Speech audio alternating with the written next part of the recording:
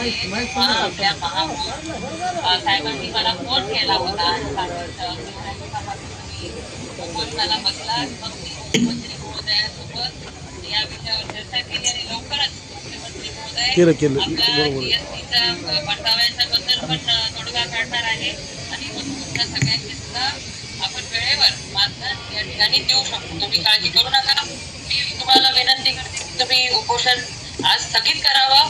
तुमच्या सगळ्यांची काळजी करण्यासाठी महापौरांची खूप तळमळ आहे आणि मुख्यमंत्री महोदयांनी सुद्धा आश्वासन आपल्याला दिलंय की लवकरच आपल्याला आपल्या महानगरपालिकेच्या ज्या जीएसटीच्या परताव्यामुळे अडचणी येतात, अनुदानामुळे अडचणी येतात, त्या लवकर सोडून घेण्याचा. आणि मागच्या वेळेस पण तुम्ही माझं ऐकलं होतं. आताही तुम्हाला विनंती आहे की आपण उपोषण आज स्थगित करावं आणि एकनाथ शिंदे साहेबांच्याकडून सुद्धा आपण आपल्या महानगरपालिकेच्या संबंधितल्या सगळ्या अडचणी सोडवून घेऊया.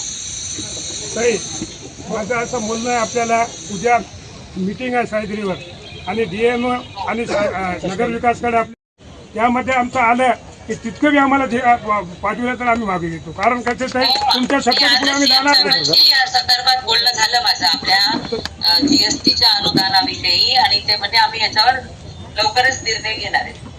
कारण की महापौर साहेबांनी मला सकाळी जायच्या आधी फोन केला होता आणि सांगितली होती अडचण. तर ते शुक्रवारच्या अजेंडामध्ये घ्या ना. ते आलं की आम्ही मग करतो. कारण कसं आहे, आम्ही 3 वर्षापासून ताई करतो. तुमच्या शब्दाला आम्ही मान देतो. पण ताई प्लीज आमचं लय झालं आता. हो नक्की नक्की नक्की. ते झाल्यानंतर हो उद्याच्या बैठकीनंतर आपण येणाऱ्या कॅबिनेट मध्ये तो घ्यायला सांगू. हो ते झाल्यावर उठतो आम्ही. तोपर्यंत आम्ही तुम्ही या, तुम्ही ते आदेशच आला आम्ही उठून जातो. तुम्ही आल्यावर तुम्ही या स्वतः इथे आमची नाही आता बरेच दिवस झाले ना तुम्ही बसले. तिसरा दिवस आज आम्ही मोर्चा काढलाय. उद्या शुक्रवारच्या जर अजिंक्यामध्ये आलं आम्हाला जर झालं तर आम्ही तुमच्या म्हणण्यानुसार माघार घेतोच ना मॅडम. आम्ही मागच्या वेळेस तुमच्या हाताने आम्ही माघार घेऊ.